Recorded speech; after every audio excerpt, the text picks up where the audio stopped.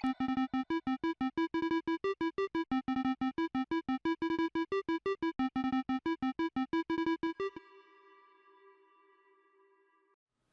and welcome to Items On, a podcast where you get to follow your favorite Melee players and personalities both on and off the sticks. I'm your host, Ethiopium, and today's special guest is the Arizona legend, Ty. Ty, how you doing today, homie? Um, Pretty good. As I was just telling you, I got off work about an hour ago and just been catching up on Battle of BC VODs for both Melee and Rivals 2 because that's what I've been playing a lot of recently. Well, dude, I'm sure that there's some great VODs, but I'm actually super excited to get into this, honestly. We've been trying to set this up for a minute now, so I'm glad that it Yeah. came together. Usually, how we start these interviews is telling us what you were doing before Melee, what era it was, in terms of time, and what got you into the Smash scene. Yeah. So coincidentally, this large piece of hardware in my background is somewhat relevant to my introduction to Melee. Um, so I so back in I mean I got into Melee back in like 2006, 2007. My first tournament was in 2007, and I had even gotten like into like wave dashing, L canceling, and finding out about that stuff like a year before. Um, and part of how I got interested in it was there's this game called Guns the Duel. I know Cody's talked about it a bit too. It's like a third person shooter with like ridiculously crazy movement tech where like, you can dash or you can use a sword and like you can cancel sword swings into blocking and like every animation can like cancel into something else. And that really just like opened my eyes to like advanced techniques in video games and like crazy movement and stuff. And then got a guess in the background. No worries. But um and then like coincidentally how it ties into like playing dance games is so I was actually born and raised in New Orleans or like the New Orleans area. And before I got into playing Melee competitively, I was actually really into dance games like DDR, and the one that I have in my background is called Pump It Up. It's like the Korean version of DDR that has four diagonal arrows and a center button. Um, so the funny thing is like I was into it like competitively. Like I, went to tournaments and like played it as much as I could. Like wanted to be like one of the best in the world, that kind of thing. And I actually had a group of friends that were around my same age, yeah, in playing Pump It Up in New Orleans. And then when I had met them, like I had like known about like the competitive Melee scene, and like I knew how to wave dash, I knew how to L cancel and stuff, but I'd never played anyone like at a competitive level or anything like that. Hmm. So there was a summer where uh I think I had already moved to Arizona, but I was like visiting my friends and stuff in Louisiana for the summer. And like that was like the summer of both dance games and Melee. And the funny thing is, like, I was so into playing Pump It Up at the time that like there were some days where like I wanted to go to the arcade to grind dance games, but they just wanted to stay home and play Melee. And I would kind of get mad at them for like for wanting to play Melee over Pump It Up. And then I ended up obviously like getting way more into Melee than like any of them. So Was um was it like you always were competitive when it came to games, whether it be dance games, whether it be Melee, or did you find the passion first and then became competitive afterwards?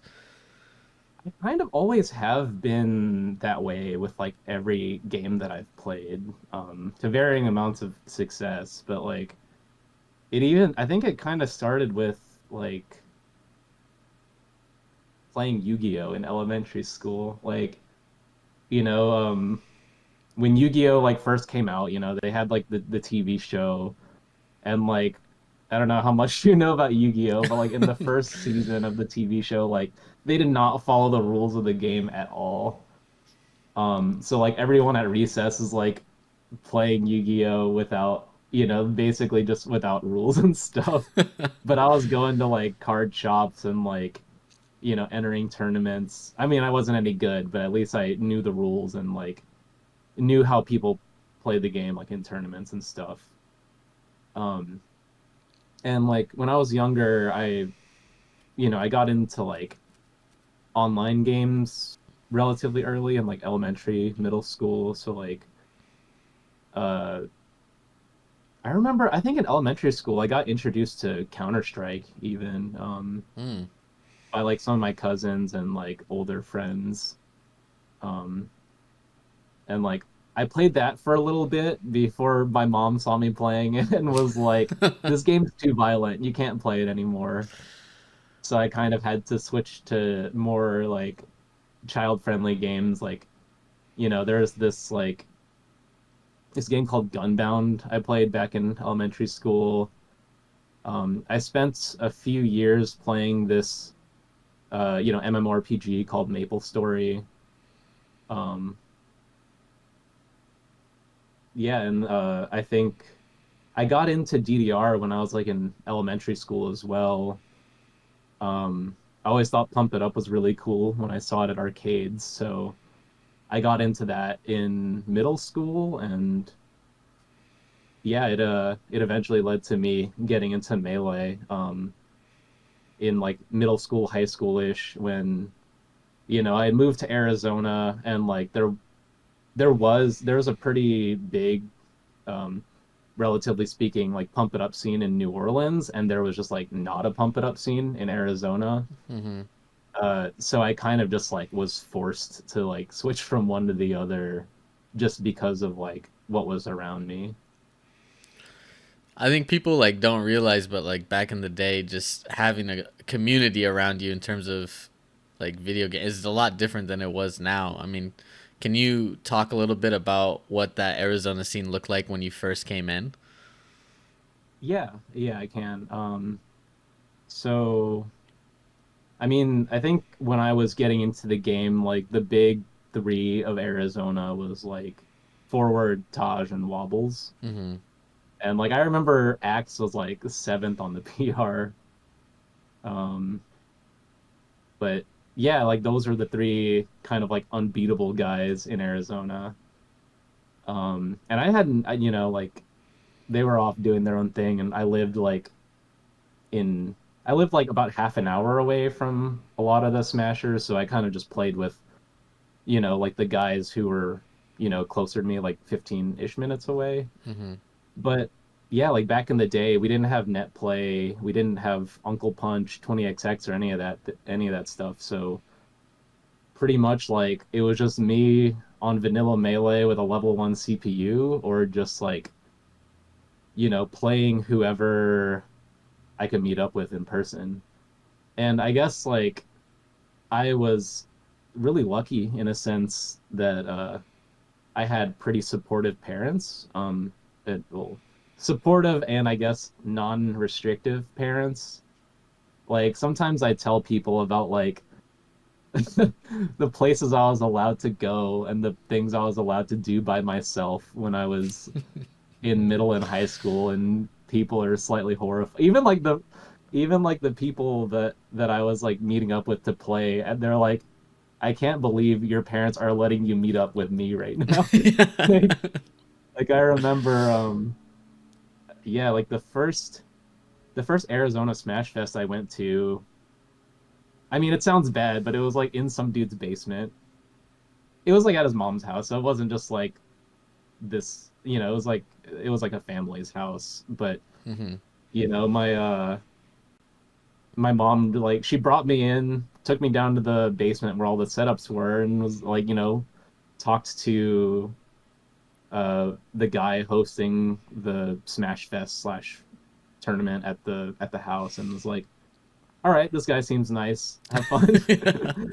um and yeah, no, it's honestly kind of crazy looking back on it, because like I mentioned that I was like visiting Louisiana for a summer. I That was my first time like I flew by myself from I was like 12 or 13. I like Mm. flew from Louisiana or Arizona to Louisiana like by myself. And then I like stayed with a mix of like family and just staying with gamers and stuff. Um and That's yeah, like it's not necessarily something I would like just knowing what I know now, like I can't necessarily recommend everyone do what I did, but at the same time, I feel like really happy and lucky that I got to experience that. Um, and also I think it made me who I am for the better. well. Let's talk about that a little bit. I mean, growing up, you know, and being able to have that type of responsibility and freedom at a young age, meeting all these different in your scene. How was that like in terms of your formative years? I mean, do you feel like growing up through that melee community made you, more resilient, or what were some of the life lessons that I think, people maybe can learn from that? Yeah, I definitely have a lot of thoughts on it. Let me think. I mean, I think it made me, mature faster than my peers in a lot of ways because like you're in high school, especially like before the internet, like I mean, obviously there's internet, but before everybody spent all of their waking time on the internet, Yeah. um, like high school is kind of like this very like insulated world where like to everyone there, it sort of feels like that world is all that matters to some degree. Like, who's popular, who's good at sports, who's attractive, that kind of thing. And like I don't know. I think I didn't really like click with a lot of my classmates for a while. Like I didn't, dislike anyone, but Hmm. I just didn't feel like a close kinship with any of my classmates and consider them really close friends until much later on. So I think having the melee community, like, it gave me like another community to, have friends with, form an identity, build self-confidence, and also just like I don't know, I think it just gave me an early perspective on life outside of that little bubble of high school. Because like, all of my friends are like other 14-year-olds, um, concerned about like whatever high school fundraisers or school clubs or whatever. And like I'm friends with like 18 to 21-year-olds who are like working to pay their bills and stuff. Yeah. And it was just different.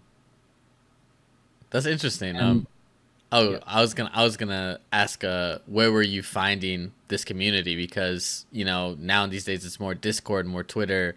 Was it trying to find Smashboards? Was it Facebook? What were like the main ways to it like was find people? actually before Facebook. It was Smashboards was a big part of it.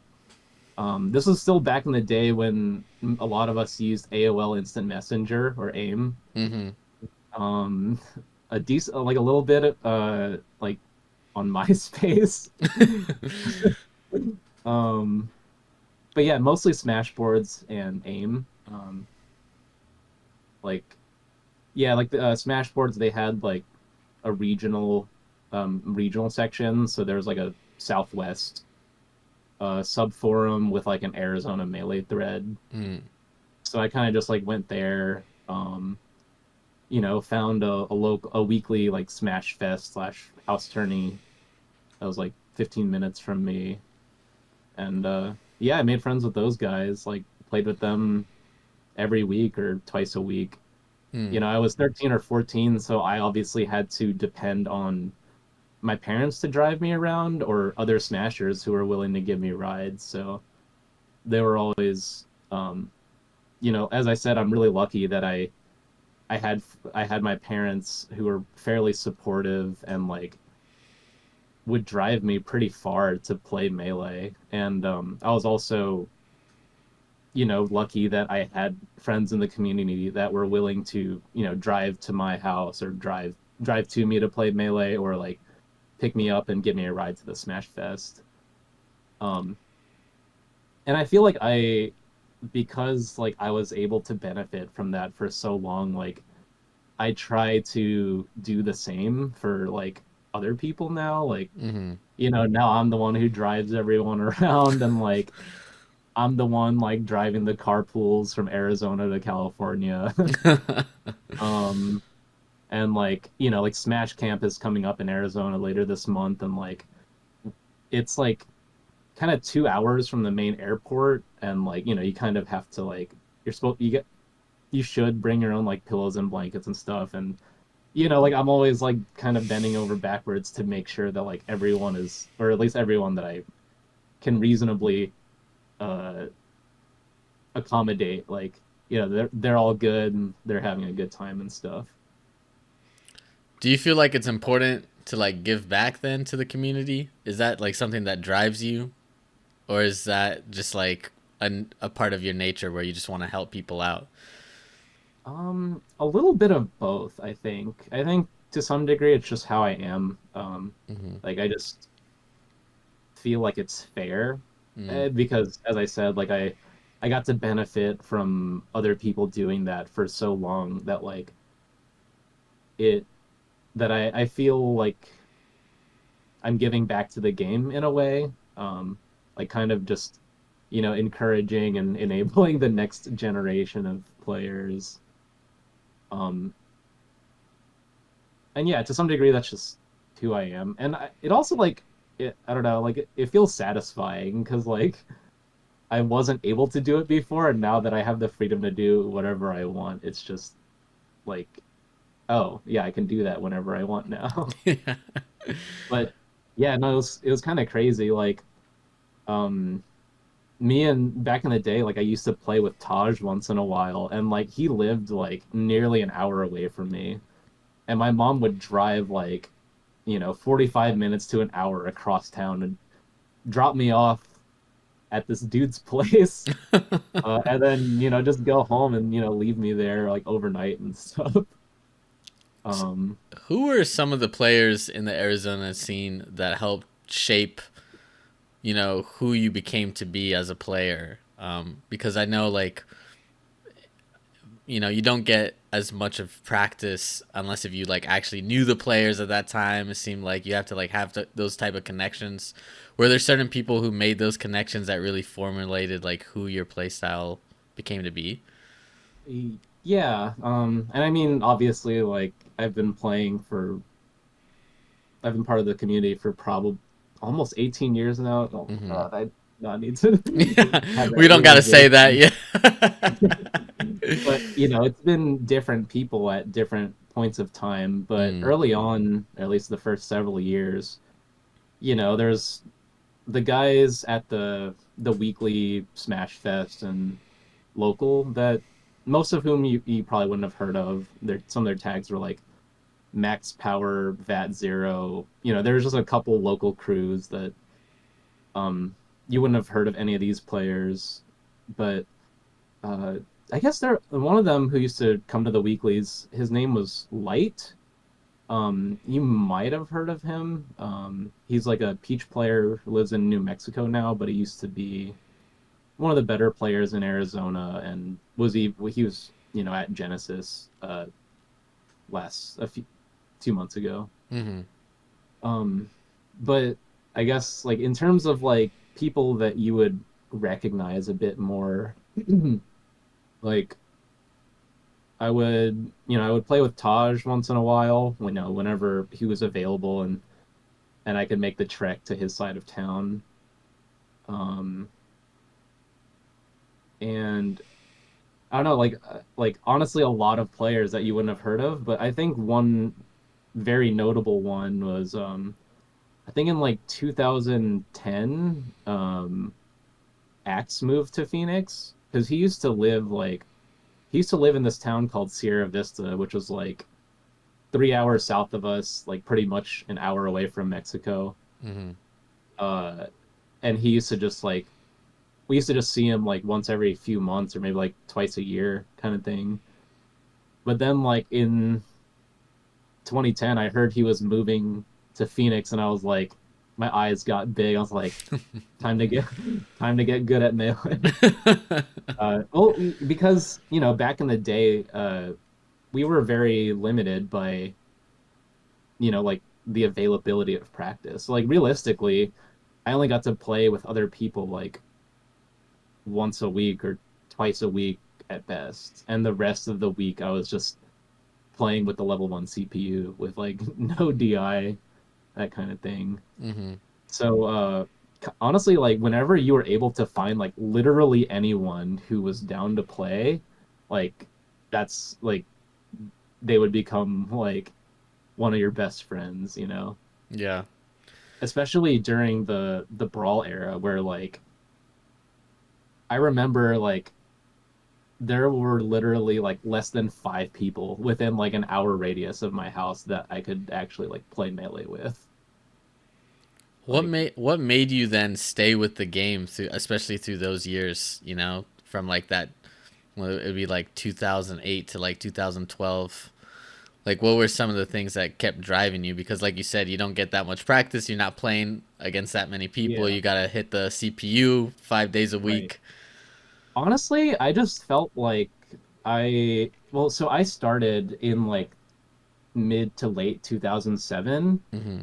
and then Brawl came out in early 2008. So Mm-hmm. like I didn't even get like a year with Melee before it died, and it felt like it was over.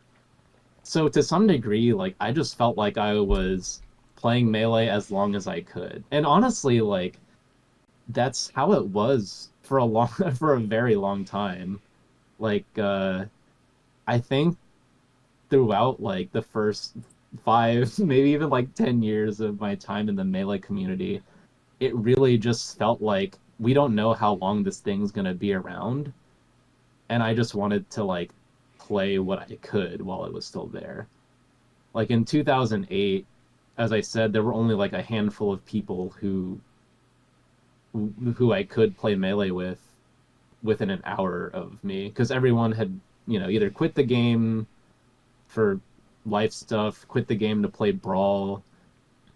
Like uh, I would play with Taj sometimes because he wasn't super into Brawl. Even most of the guys at the weekly Smash Fest had like it had become like a Brawl weekly rather than a Melee weekly. But Mm. I would just bring my Melee setup every week and and give puppy dog eyes at people to play with me. Um, and like yeah, like a lot of those people that I played with back then are still like some of my close friends like to this day that I Mm. still like hang out with, play Melee, play PM, play Rivals with. Um, but yeah, going back to the question of like why I kept playing, uh, yeah, I just felt like I got robbed of a chance to like experience Melee or like compete in Melee. Mm. So I just felt like I wanted to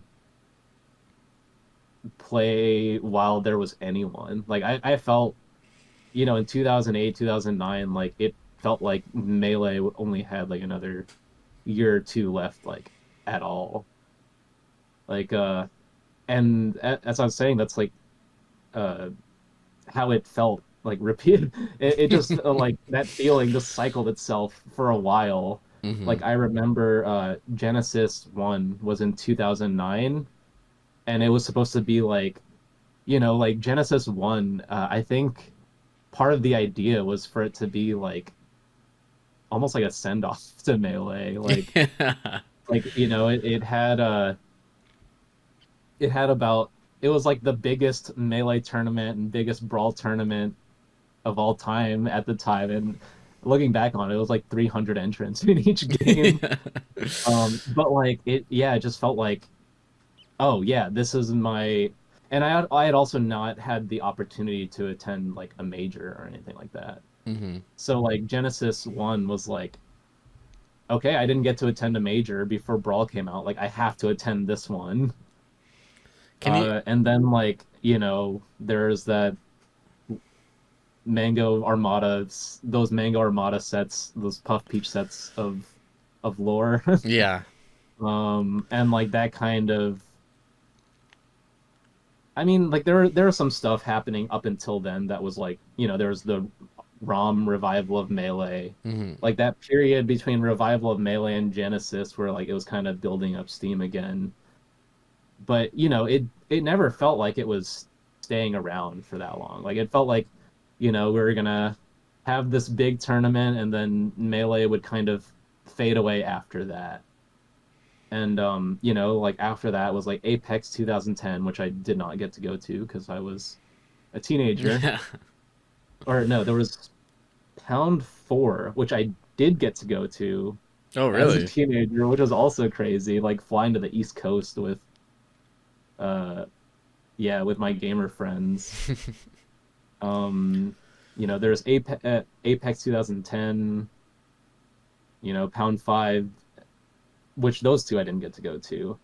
But yeah, it just always felt like, I just want to ride this train as long as it's going. Can you And then, describe like the the difference like between, let's say, Genesis 1 or those early majors versus like today, not just in terms of entrance but just the overall vibe between it, because I was talking to, I believe, Eddie Mexico about this, and it just oh, it just sends you legend. back, I feel like. Yeah. Oh yeah, no, it was so crazy. I actually remember that was the first tournament I had heard of Eddie because I remember he beat Colbull at that tournament, and Yeah. that was like a huge upset. And like there was just this Luigi player from Mexico that we had never heard of. Took his head off Colbull, but in terms of, I mean, the size and the venue is obviously like way different. We weren't like in a convention center. We were kind of just like in this big. I think it was technically like a fairground or something, but it was just this big room. Um, it's hard to really describe what the difference in like the vibe was. I mean, obviously it was, less professional, less esports or whatever you would say. Um, but I don't know. I just remember like everything felt so surreal because like Hmm. like these are the people I've seen like in my computer screen, and like now I'm seeing them in person, and like I remember like kind of like not worshiping but just like putting a lot of these like really good West Coast players and like good East Coast players on a pedestal. And then like I didn't feel like, for example, I didn't necessarily feel like Axe was. I knew that like Axe was really good and he was like on his come up, but I didn't necessarily think that he could hang with like the top five ish players on the East Coast or the West Coast. Hmm. And then I like show up to Genesis and I just find out that like that Axe had like beaten Hacks in like a $20 money match, and I was like, damn, he's I guess he's here to play. Do you? I mean, I want to talk a little bit about your competitive career. Um, Okay. if I believe correctly, you were ranked from like 2013 to 2019. Yeah. So that's like what, 7 times staying in the rankings. One of the best Marth players in the game at that time. You know, were you always driven, to be, whether it be top 100 or be the best in your region, or what were some of the things that drove you to stay at that standard of Right. competitive? Um, to be completely honest, like I always wanted to be like one of the best, like Hmm. in the world, like, Yeah. and most people when they get into the game, like they don't tell themselves that they can't most of the time. Well, maybe now they do, because like I feel like people play competitive games a lot more casually now. Like, I'll pick up this game for a few months. I'll pick up this game for a few months. But I guess I was like a lot more monogamous with my gaming. I don't know, like whenever I like got into Melee, I just thought it was like the coolest game ever. and I just kind of dreamed of like being that good. Like being one of the best in the state, one of the best in the country or world, one of the best of the character, what have you. And I guess like on the topic of like the top 100 rankings, like uh, it's honestly like really interesting, like kind of how everyone views the top 100 now and like for the last 10 years or so versus like how we viewed it before like before it existed and when it first started. Mm-hmm. um because I think like yeah, back then it was a lot more um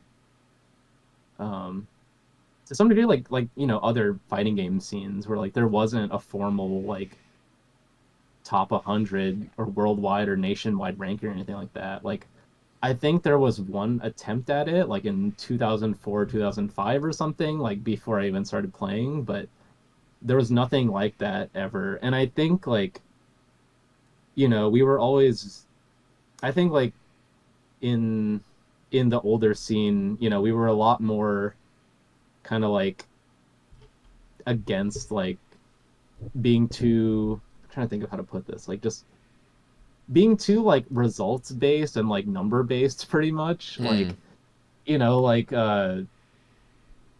like it kind of doesn't matter what rank you are. It's more like how good you are and like who you can beat, who you lose to kind of thing. Um and I actually remember like when I first heard about the top 100, and like I remember my first thought was like this is stupid. Like what's like like what's the point of having of like ranking 100 players? Like are there even 100 players that are good at this game? Mm-hmm. Kind of thing. Um and like also like it felt like there's not enough data to like accurately rank players that low. So to some degree it was just like, oh, this is just people's opinions. Like why does it matter?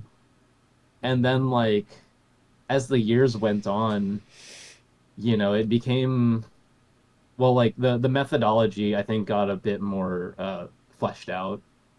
Um and it just became more normalized and like more put on a pedestal Mm-hmm.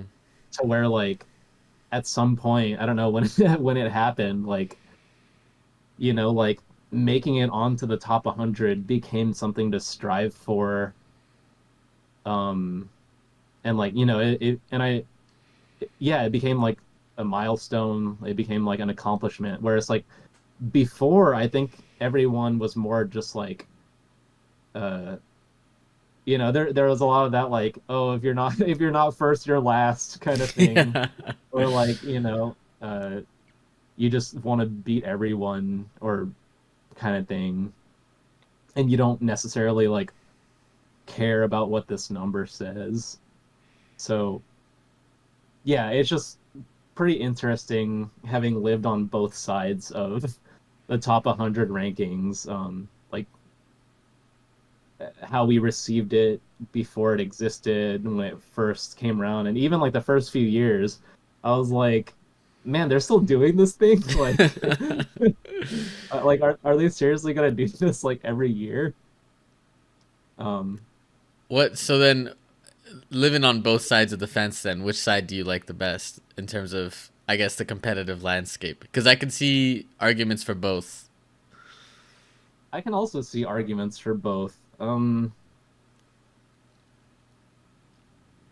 I mean, I think the reality is just somewhere in between. Yeah. Because I think it's hard to deny that like it's it's definitely like I think it's a net positive for the scene. Like it gives newer players something to strive for. It motivates a lot of people, whether or not that motivation is misguided or like unproductive, what have you. Yeah.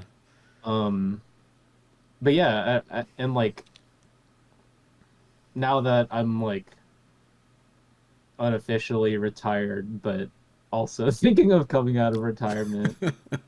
Uh, I don't know. It's kind of cool to like be able to just like tell my coworkers, "Oh yeah, I'm like top 100 at this video game," or like I was named top 100 all time at this video game. Mm-hmm. And like, ultimately it's like I know like how good I am. I know how good I'm not. Like I don't think I'm better than other people just because I'm on this list. I don't expect any sort of special treatment because I'm good at this game. Um but yeah, it's just something kind of cool to to share with normies. What was some of the things in terms of gameplay, specifically with Marth, obviously, that A made you gravitate towards Marth, and B that you try to implement at the higher levels of playing Marth? Yeah. So let me think. This so I started with Marth partly just because when I was a little kid, I was like a little weeb. I thought anime was cool. I thought swords were really cool. So like in Smash 64, I played Link because he was the only character with a sword. Mm-hmm. And then I didn't even know that Melee came out, but I like went to one of my friends' houses, and then I saw he had a GameCube with this game called Super Smash Bros. Melee, and I was like, "Whoa, there's a sequel to Super Smash Bros."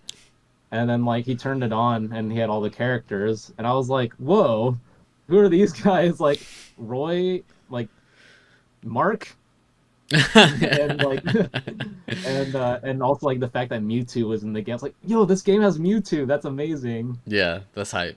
So yeah, when I started playing when I eventually got a GameCube and got Melee, I played Roy and Mewtwo casually because everyone a lot not everyone but a lot of people think Roy is the cooler one Mm-hmm. when you're starting off. Yeah, he got fire. Um yeah, exactly. And Yeah. like, you don't know how to hit like with the you don't know how to space your attack, so you just like hit them with the inside of the forward smash and then like they go flying, or Yeah. you like do a fully charged neutral B and they just explode.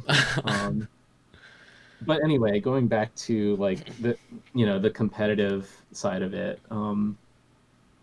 So I started with Marth just because, um, yeah, like I wasn't when got into the game. I found the tier list. I saw that Roy was low tier and Marth was high tier, so I uh, I didn't have any of this like, oh, like they don't know what they're talking about. Like I was just like, no, I think these people know what they're talking about. I'm gonna switch to Marth.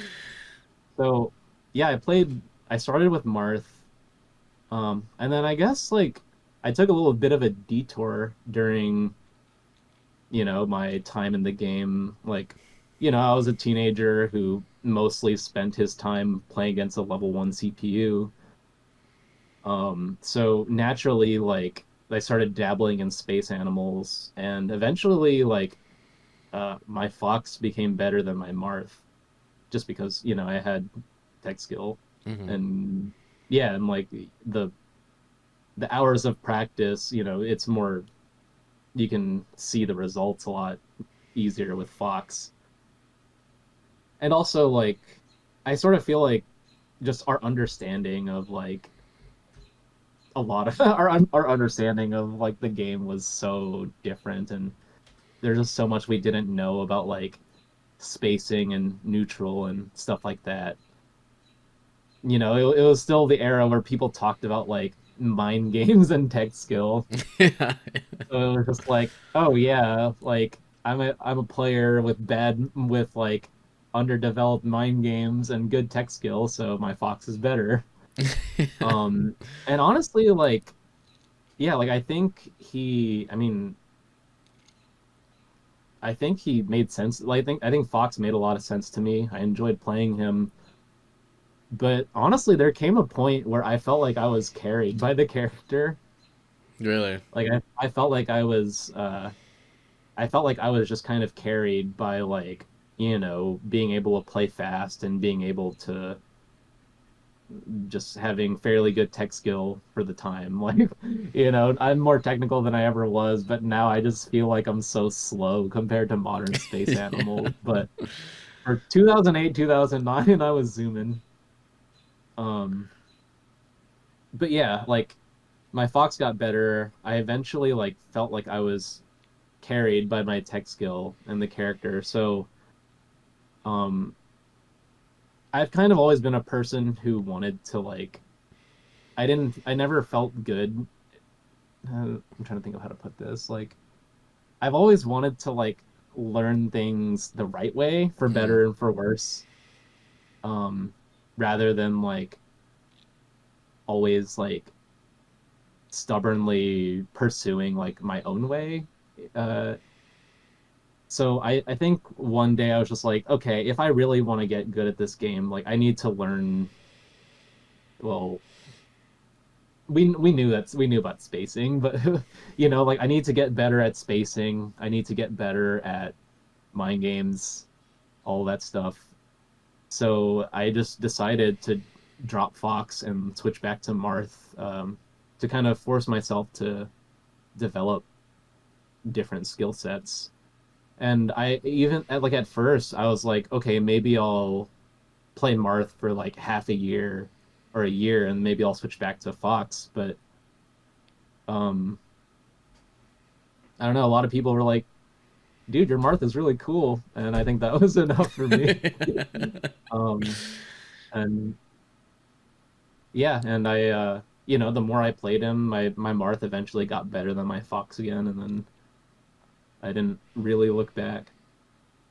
But um, and I think part of the original question was like, what did I try to push in terms of like playing Marth? Hmm. Yeah, so I'm trying to think. I think I'm not. Honestly, I don't think I'm very good at pioneering, Mm. unless I'm like kind of like told where to go first. So I think one thing that really opened, like I think for a few years I kind of just like not like necessarily freestyled, but I just kind of just played with Marth and kind of just got better naturally by like playing with Axe 3 times a week. Um, just playing like I think back then we didn't necessarily think as critically about the game, Mm. or at the very least like not as a community. But I remember what really opened my eyes to like a lot of the concepts of like how to play the game at more of a mid and higher level is like there was this Smashboards thread that you might have heard of at this point. It's the Dr. PP or PPMD Marth thread Hmm. in the Marth boards. I know that like Kadoran credits a lot of his skill to that thread, but yeah, like way back in the day, there was just like that thread was like it wasn't even just Marth mains, but like that thread was kind of like the place to be in terms of like melee discussion, in terms of like like how to like establish good positioning, like and like at the time, like it people were a little bit down on Marth too. Like there's a period of time where like Mewtwo King was like losing to PP and like uh losing to Mango, and like there was a period of time where they're saying like Falco is actually the number one character in the game. Martha's like fourth behind like Fox and Sheik as well. Hmm. Um, but then like in that thread, it was like, oh no no no, like the community is wrong. Like there's like so much that we're not abusing with this character, and like a lot of it was just like maintaining good spacing. Part of it was like playing grounded more. Part of it was like uh instead of trying to necessarily like find a true combo off every hit or force something off every hit, like like putting them in the corner or putting them like in the air and like abusing that position to like to kill them. Mm-hmm. But yeah, that's where back in the day, like that thread used to be frequented by people like Peepee, Drugged Fox, Cactuar, this guy named Umbreon Mao, who you may or may not have heard of, Mm-hmm. um, Furby Kaze, like yeah, a lot of people that like aren't necessarily Marth mains, but I think even like Bones, the Falco player, was like, Really? yeah, no, it was that was the place to be back then. That's where all the big Um, brains were. I see. yeah, no, and it to some degree, like I so in terms of like what I wanted uh to try to embody in the game was like, I kind of wanted to show a lot of those concepts to the world, like uh like kind of the stuff that PP popularized with his Marth, Mm-hmm. like the PP dash dance and like the PPMD Shark Armada to 100% and then kill him with an up throw or an up air. Um, that and I guess like to a little bit like there's also like that's also where like Cardano was starting to like spread some information about like throw to pivot combos with Marth as well. Mm-hmm. But yeah, I think like I always felt like like Mewtwo King plays very much in his own way. Like he's got like really good edge guards, and he had a much better punish game than PP overall. Mm-hmm. But like PP, had a much better handle on like the neutral and I guess what at the time you'd call fundamentals. Although like you could argue that punish is also a fundamental, Yeah. but that's a separate argument. Um, and yeah, I always kind of wanted to be the person who could bring those two together, Mm-hmm. but then Zane did it. Well, let me ask you a little bit about that. As someone who's put a lot of time in this game and I've seen like multiple eras of great Marths come and go, like what are your thoughts about this new era of Marth, championed by Zane, guys like Ossify, for example? Is it inspiring? Is it sort of like, whoa, like I didn't think this it could get to this level? Is it like foreseen by you? Were you like, yeah, I knew this could happen? um, a Just in little how bit. Marth is? Yeah, I definitely feel like I felt that way when Zane was like making his rise. I was like, Mm-hmm. yes, this is what I envisioned. Like, yeah, like I mean, this is a bit reductionist, but like he kind of had the movement and neutral, like more like PP, but he was chain grabbing and and also obviously doing a lot of his own punishes that Mewtwo King didn't do. Mm-hmm. But yeah, it just felt like yes, this is the Marth that I had in my mind when I was like uh in those Marth threads and like trying to become the best player that I could be. As and like as opposed to like now, I I don't necessarily think that I really like predicted much past that. Mm-hmm.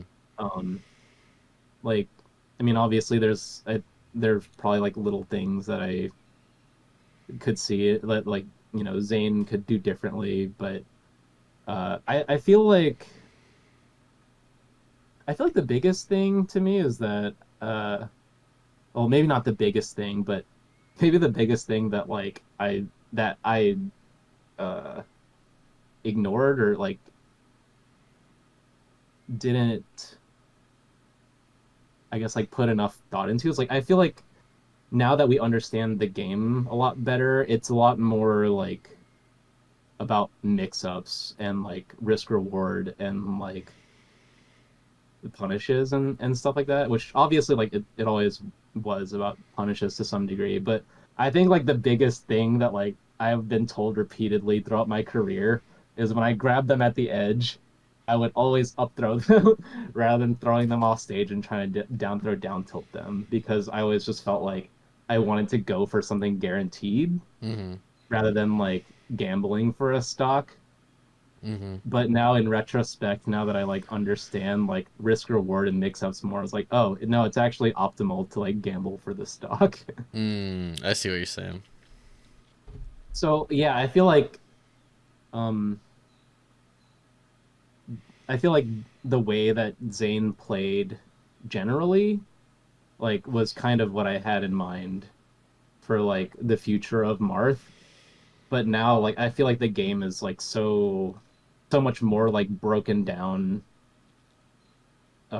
into like just like now we understand like, oh, this is reactable, this is not reactable, this is Mm-hmm. like you're forced to play a mix up here, so and so like it's there's like a lot more like minute details that I just didn't really like think about back then. And I think a lot of the newer developments are like more in the weeds. I was I want to touch on some of the stuff that you actually made in terms of like educational.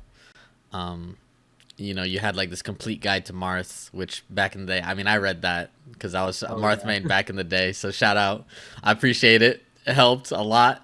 You had Dude, like, yeah, no, it's kind of crazy because, well, yeah, I mean that's arguably my my largest contribution to Melee, even though it's not like online anymore, or at least I don't know. Like I remember it was on the Melee It On Me yeah.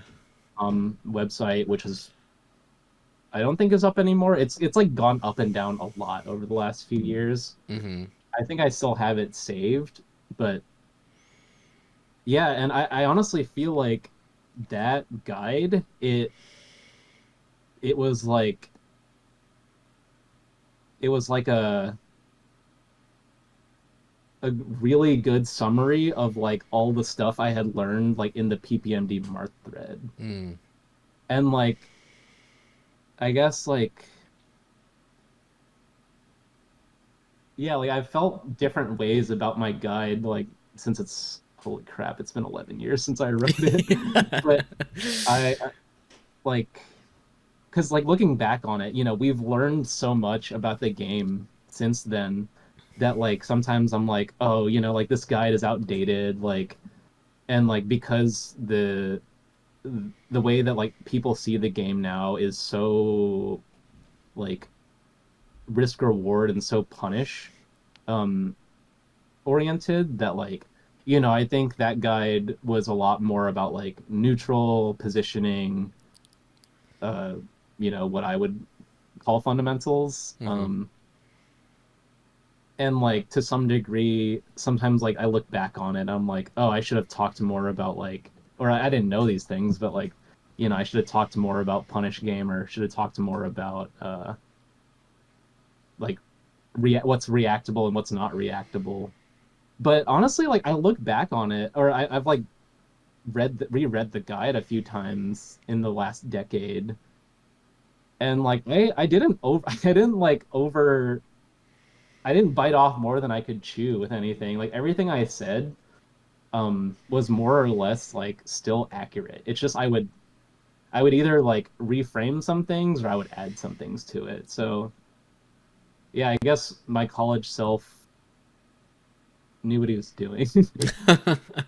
But what the thing like I was drove gonna you to do those? I'm sorry, I didn't mean to cut you off, no, but like you're good. what drove you to like even make those in the first place? Um,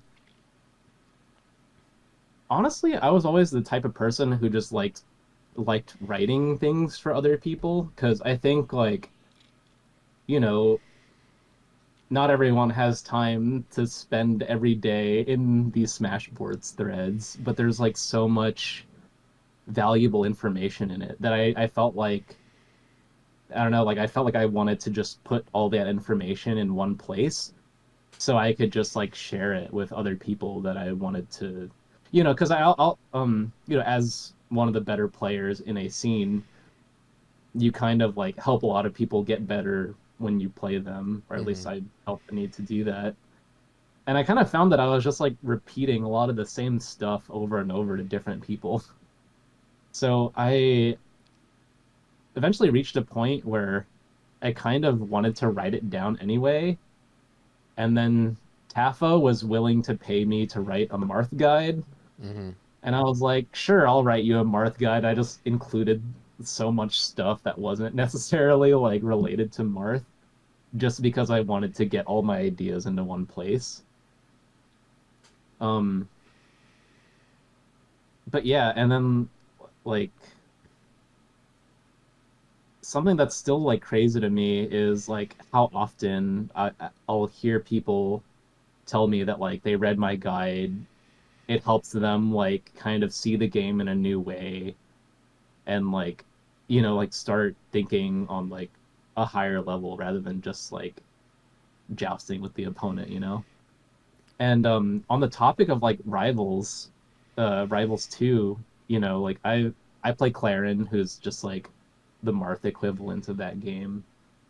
And I've been in like a handful of like rivals and Clarin discords. And then when they see that my name is Ty, they're like, wait, you're Ty, like the Marth player? And then they're like, I've had at least like 5 people in the last few months, like in like Rivals 2 discords, like thank me for writing that guide because like yeah, because it taught them like how to play melee and I guess to some degree like how to play Rivals 2.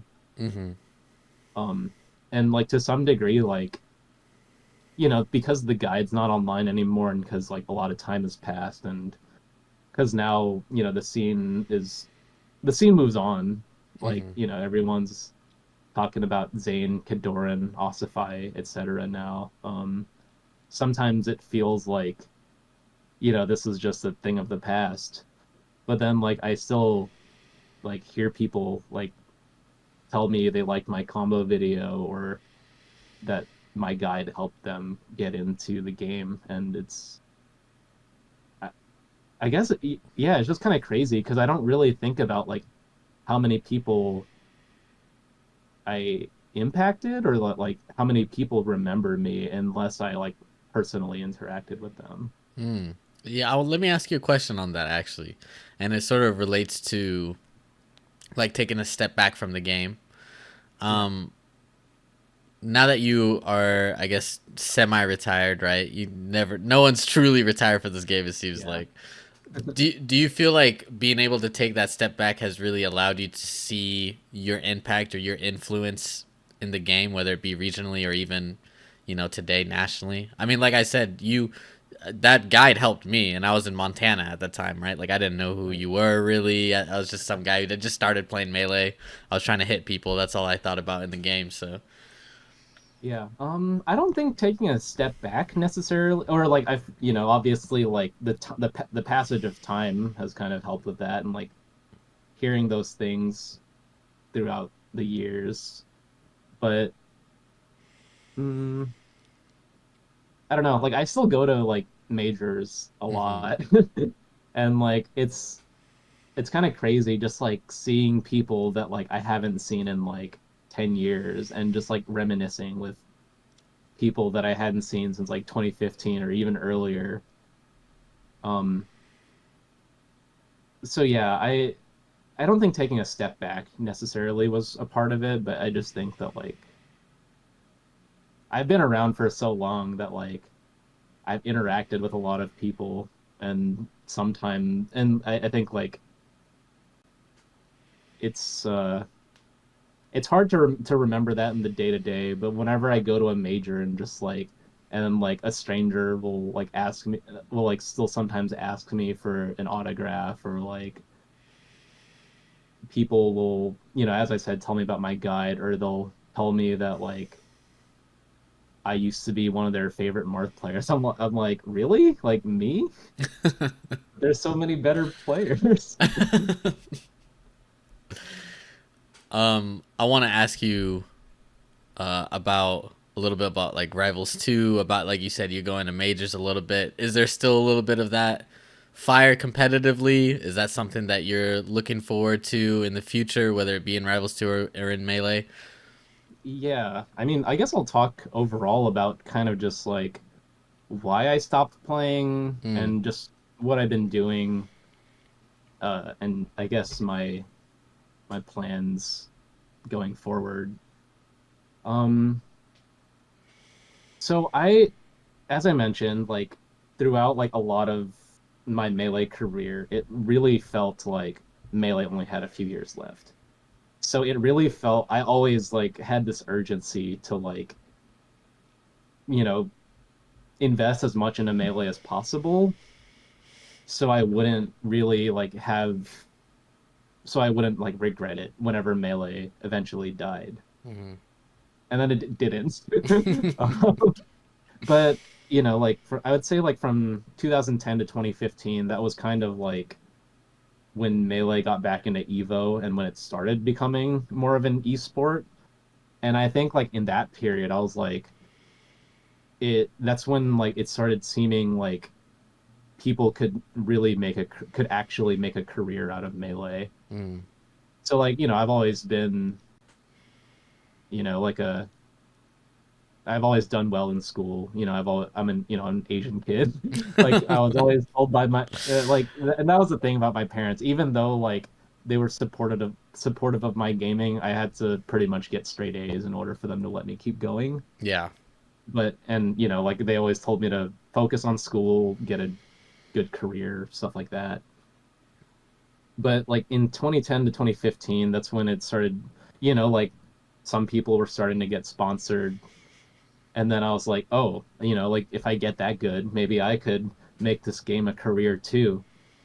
And I think like even from like 2015 to 2020-ish, so something kind of interesting is there's a smasher named Violence, Mm-hmm. who's was from NorCal. I've known him probably like 15 years now, but like he moved to Arizona in 2016 for a biotech startup.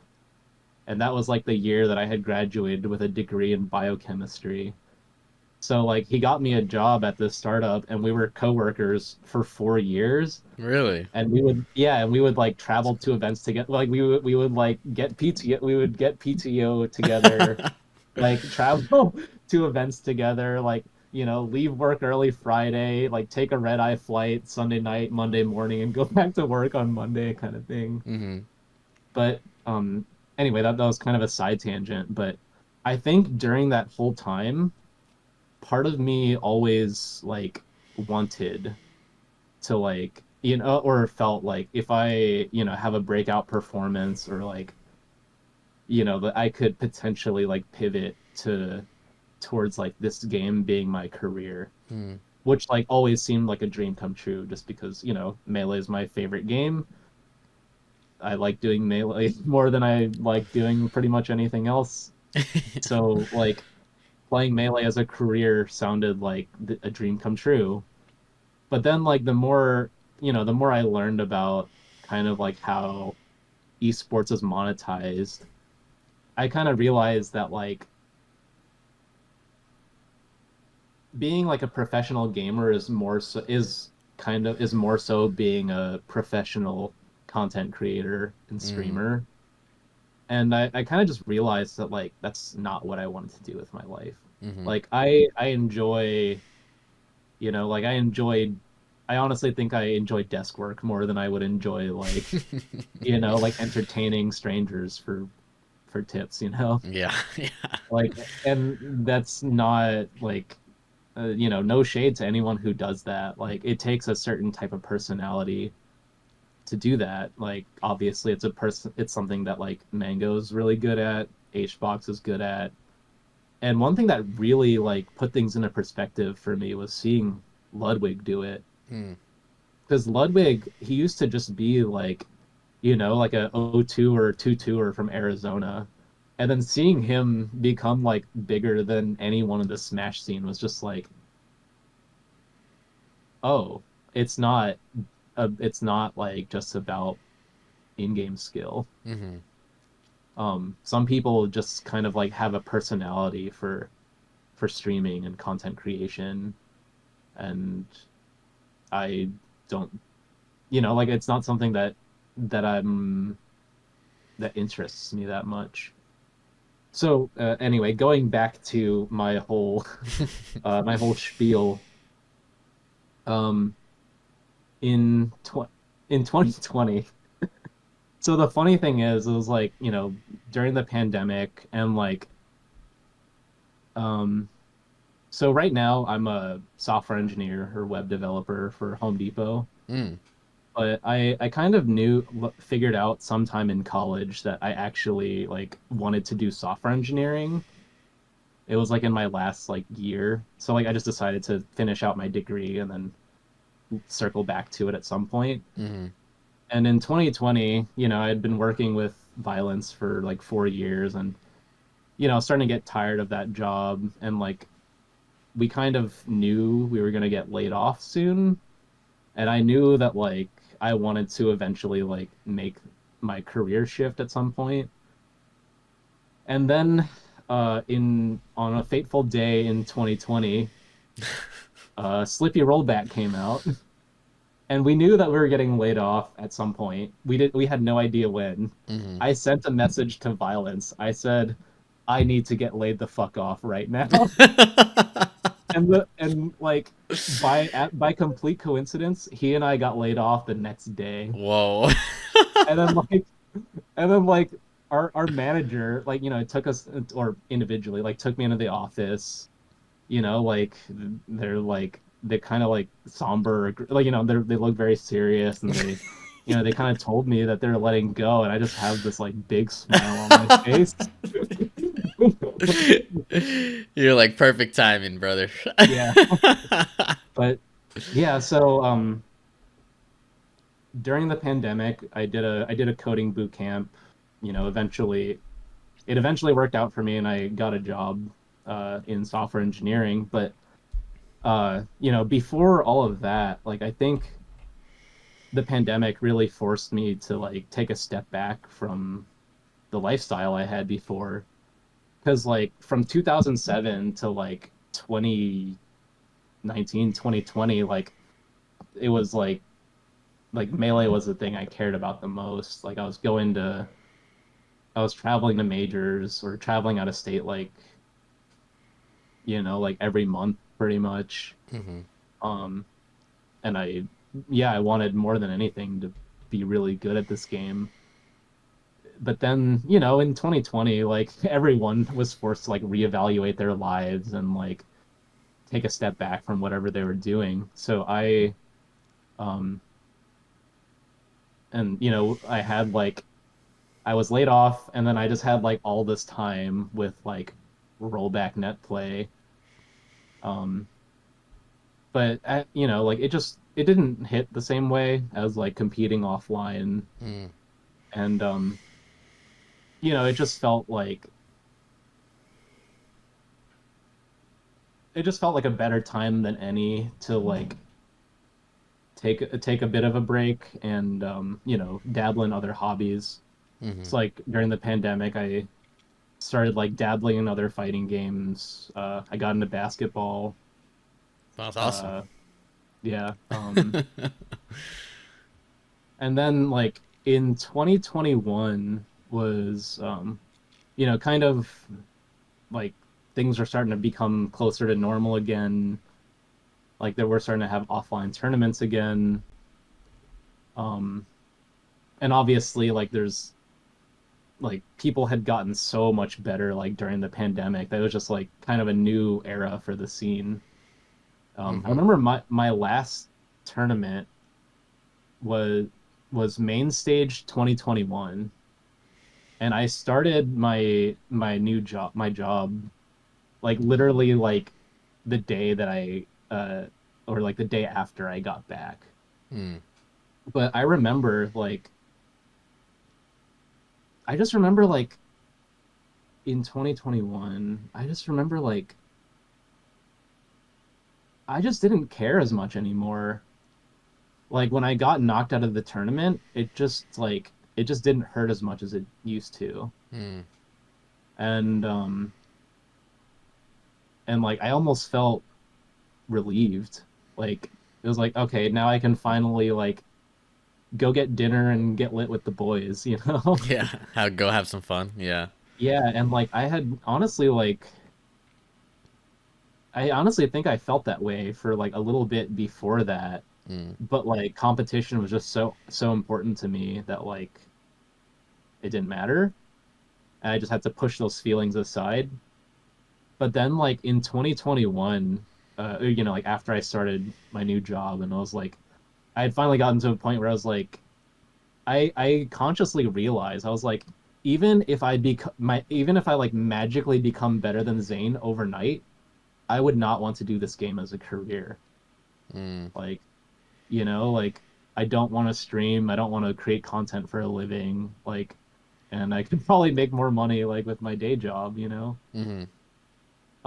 So like that whole feeling of like wanting to make this game my career was gone. Mm. Um and that was like a big source of my motivation for a while. And I think like, after that my next tournament was Genesis.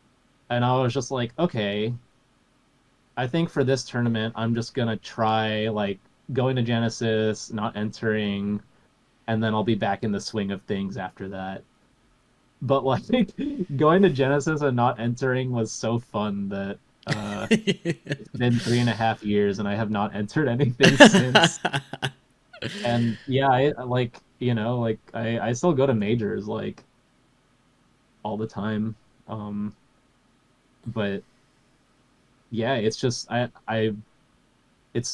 found it a bit more fun to treat it like an actual vacation rather than like this high pressure, stressful weekend Yeah. where I I remember when I was like working my previous job, like we'd come back from these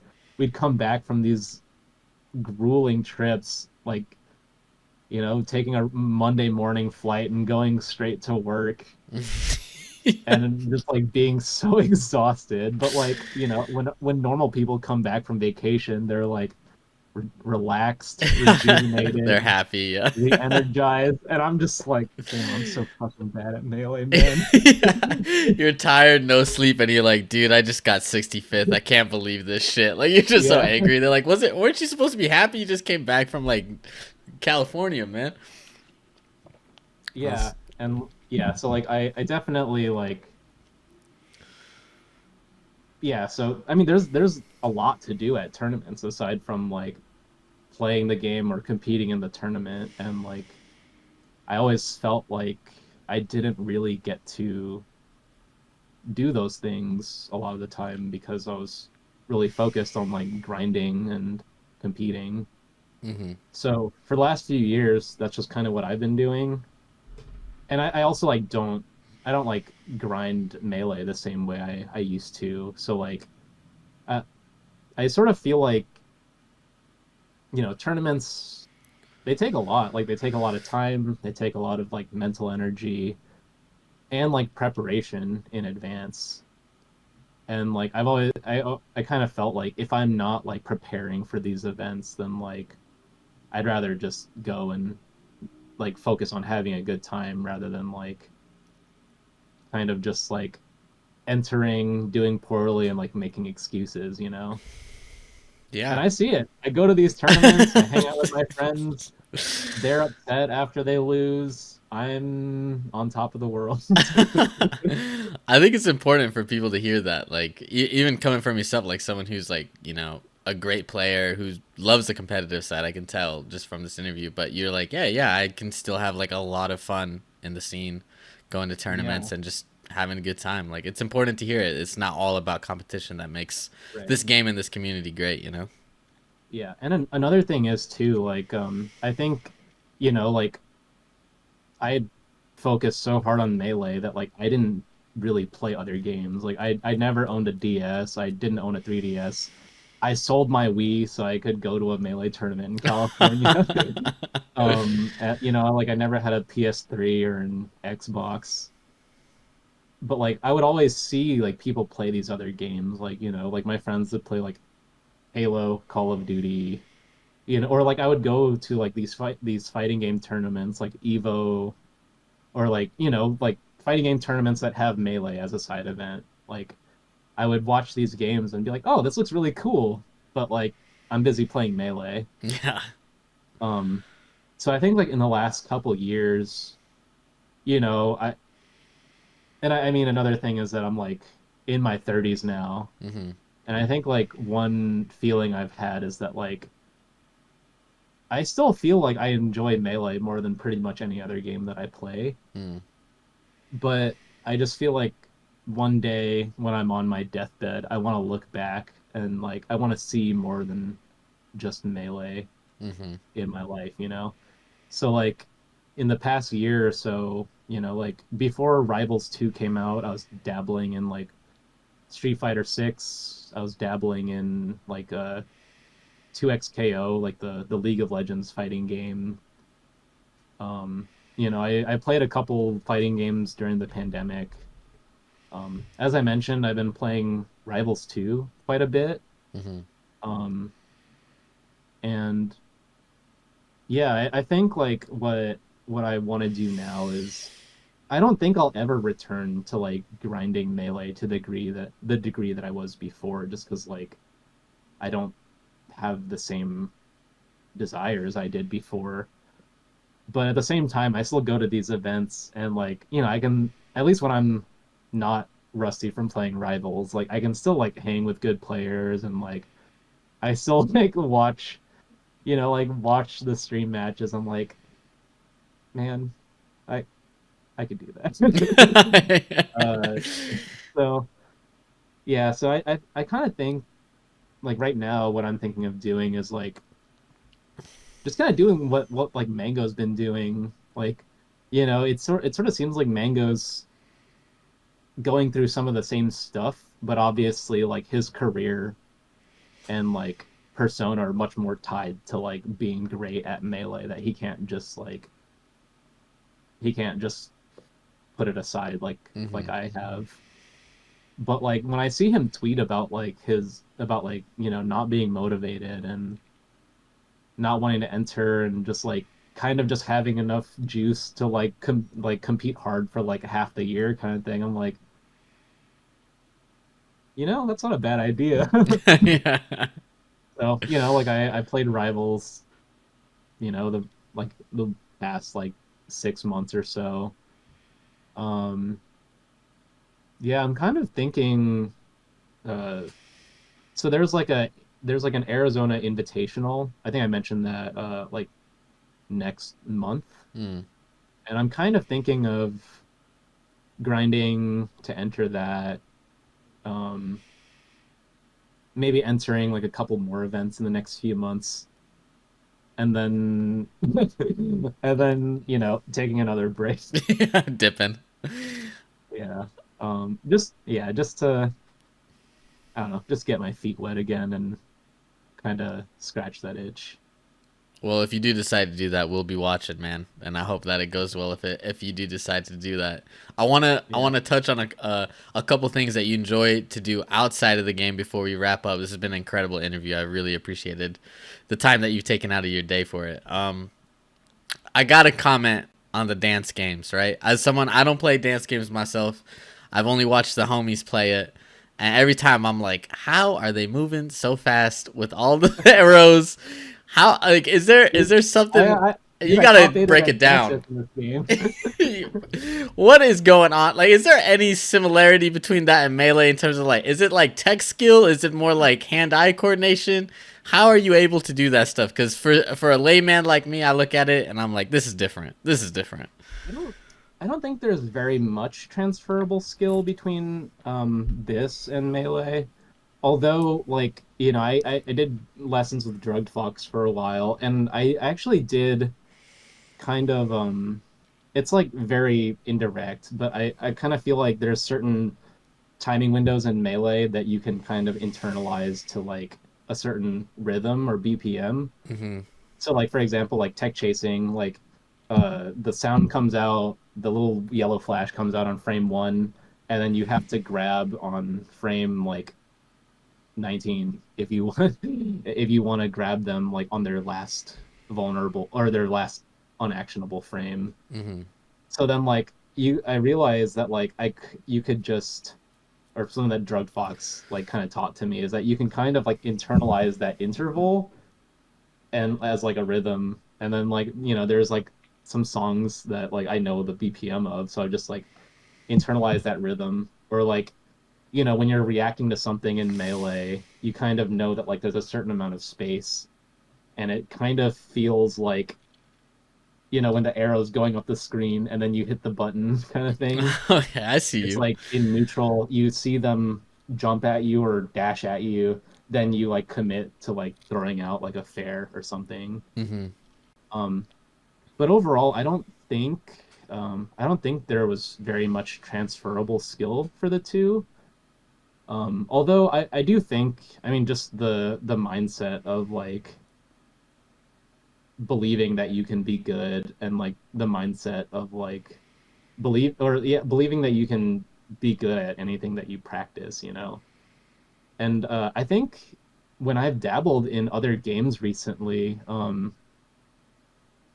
I've kind of found that like I honestly think I learned melee the wrong way, or like at every point in my career. How so? Like I think I spent my early years like grinding solo practice when there weren't like solo practice tools, and like Mm. everyone was just telling me to get better mind games. And then like uh during the years where like there was a lot more people to play with, like I would just like grind matches and stuff and not like focus on my punish game as much. Mm-hmm. But when I've played like other fighting games and like Rivals 2, and I mentioned basketball, I realized that like as a person, I'm the type of person who just enjoys like grinding things by themselves. Mm. Like when I started playing, I got really into basketball. Like I watched it a lot, although it's a lot harder to watch right now because I'm a Suns fan and they have been Oh, imploding the last I'm so year. sorry, my friend. I'm so sorry. I had Yeah, faith no, in like that team. I had faith in that. I was like, you know what? Bradley Beal, he's gonna show yeah, up this year. like I see it. No. yeah, and like I was a huge KD fan before he got on the Suns, and then he got to the Suns, and I was like, let's go, baby. Yeah. But anyway, like uh, yeah, like at first when I started playing, like my favorite players were like guys with crazy handles and like mid-range jumpers. Mm-hmm. But then like as I started, and that's what I worked on at first. But then like as I played more, I was like I realized that like I'm the type of person who excels at just like since I just like practicing things by myself, I got really good at 3-point shooting. Yeah. And now that's like the thing I'm best at, even though like I kind of hated it at first. But yeah, it really like showed me that that's like kind of my learning style, and it's also kind of what I want to uh focus on, like if I like if slash when I get into melee again, like Mm-hmm. I want to embrace the like solo practicing and like labbing out situations, and like the risk, or like I want to do it differently than like how I did it throughout my career, and like apply those lessons I've learned about myself to melee again. I gotta ask a question on basketball. I'm a big basketball fan. I just got some KDs that I've been hooping in. So Oh so hell yeah! comfy. Which number?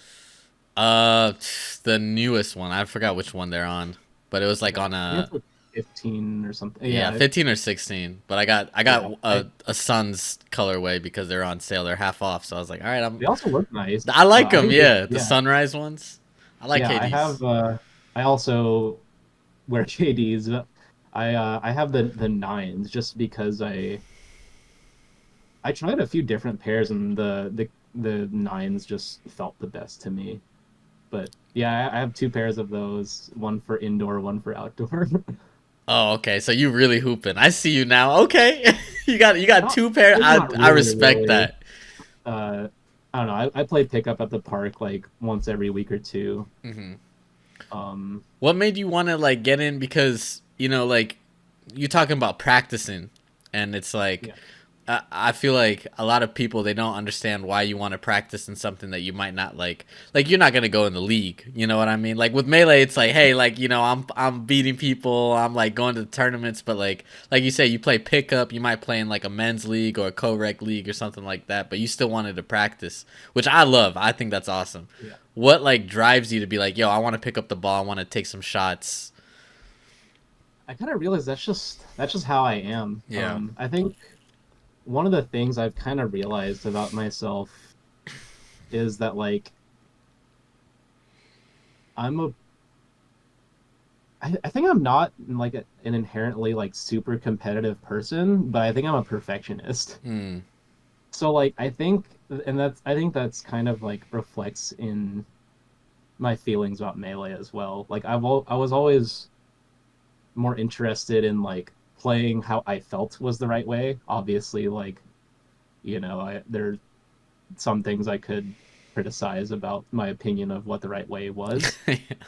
But yeah, like I always just like I feel like I was very idealistic about the game and I kind of wanted to play how I felt was the right way, but I didn't necessarily care as much about like beating people by any means necessary, you know? Hmm. Um so yeah, I don't know. I've kind of realized that it relaxes me to like practice things. Like, just like going sometimes I'll go to the basketball court and like I'll just tell myself, okay, I'm gonna just practice for 20 minutes and then I'm there for like an hour. Yeah, nice. Or like like I'll when I've been playing like other fighting games, I'll like I'll just like put on a TV show or a podcast or something and I'll just lab stuff or practice for an hour and like I found that like it relaxes me. It's like kind of meditative and yeah, it's just rewarding to kind of like put in a certain amount of time, see yourself get better at something. But yeah, I guess I realized that I'm like not as like I don't care as much about like competing with people, which I guess makes sense with playing like a lot of like this game a lot when I was younger too. Is like it's very much just like about hitting the arrows perfectly. And while there are tournaments and stuff, it's not like you're beating this guy's ass. You're just like Yeah. you just like scored higher than them, or Yeah. you were like more perfect than them. That's awesome. I really like how you talk about like practice is meditative for you. I think that's like a beautiful trait to have. My last question for you before we wrap it up, because it's been a great interview. You had to pick a starting five melee players to play hoops. Oh, Who are you picking? Are you on that starting five first I don't off? think I am. Well, let me think. I'm sure there's like people that are like good at the game that I just don't know. I want to say, well, I was gonna say I want to say Taj, but like I've tried to invite him out to pick up, and he says he's like not really like in shape anymore and like can't really like handle the game anymore. So Mm-hmm. I guess I won't include him. But I would say I don't know. Let me think. I have to think about that because I'm gonna be hooping with melee players a lot, like at Smash Camp too. I think at the last Smash Camp, I literally like spent probably like half of my time there, like at the basketball court. That's awesome. And like I didn't even play melee until like Sunday afternoon. I guess I would. I feel like I'd have to throw Aiden in there, or at least like I don't know if you know Coney, Kony. Yeah. Yeah, yeah. He does a lot of So like interviews and yeah, stuff. they usually teamed at Smash Camp, and they've won most of the Smash Camp 3v3 tournaments. Okay. So I feel like I have to include them, but let me think. Oh, sorry, let me think. Bill's pretty good, or played with him at Summit. Mm-hmm. Um, That doesn't surprise me because he'd be talking about hoops a lot. So Yeah. doesn't surprise me if he had handles or he had a shot. Yeah. He was. Yeah. He had a shot, and he was really fast. So we're putting Phil at point then. That's what you sold Yeah. me. If Phil's at point. And so I Aiden can be one of the forwards. Yeah, I was gonna say we Um, put him in. Is he a shooter or is he backing people down? he's Are we putting him on the wing or are we putting probably him in the more of a key? backing people down. But the thing is, Okay, like baited. at Smash Camp, there isn't a 3-point line. Okay, so it's um, incentivized. I maybe. see. Yeah. I think. Uh, All right, I'll put Aiden Toussaint at the three. probably. Okay. He Um, looks I think. athletic, honestly. He looks like he's in real shape, so I could see him Yeah. hooping. Trying to I'm trying to think like who's the big like the who's the biggest melee player who would who plays basketball. Yeah, for some size. Like I would like that's what I would feel like Taj would be perfect for, but if he says he's not like up to it, then Yeah, that's the but problem like with he played melee in high players. school and he's We 6'6" or 6'5". we ain't got anybody that has real size. Yeah, that's the only one I can think of. Like I feel like okay, Taj, so let we me might have think. to put you in the five, buddy. We will give you limited minutes, but we're gonna have to put Taj at the five. So, so this is with me not knowing, like I'm trying to, I don't know who is actually really good. So let me think. Let's put Coney at the 1, Okay. Phil at the 2, Aiden at the 3, Toussaint at the 4 or 5. How tall is Toussaint? Is he I tall don't like that? remember. All right, we put him in the four. We might play small ball. It's okay. We're melee players. We might have to play I mean, small I can't, ball. I can't think of it's Yeah, hard for me to I think of can't like either. 5 melee players, aside from like an in-shape Taj, basically. All right, we're putting Taj at the five then. So we got Coney, Phil, Toussaint, Aiden, Taj. That's gonna be your top five right there, starting five. Yeah, yeah, I mean like I have a pickup group with with the cheat and a couple other like semi-retired or retired melee players in Arizona. Shout out But the cheat. I have a funny story about him actually. I'll end on that. I played against him in Big House, just like some friendlies. I was just on a random setup and he came and sat down. mhm, And my tag's Ethiopium. So he's like, "Oh, what's your yeah. tag?" I'm like, "Ethiopium." And he's like, "Are you Ethiopian? Like, can you actually be called?" I was like, "Yes, yes, I can." Shout out to him. But he's a homie. He played cool, Luigi player. So shout out to him. Well, on that, now that we got our starting five, I feel like this is a perfect time to end. Thank you so much, Ty. I really appreciate it, man. It's been great chopping it up with you. This is Yeah, Items super On. fun. Yeah, no worries, man. This is Items On. I'm your host, Ethiopium. Today's guest was Ty. Thank you for listening.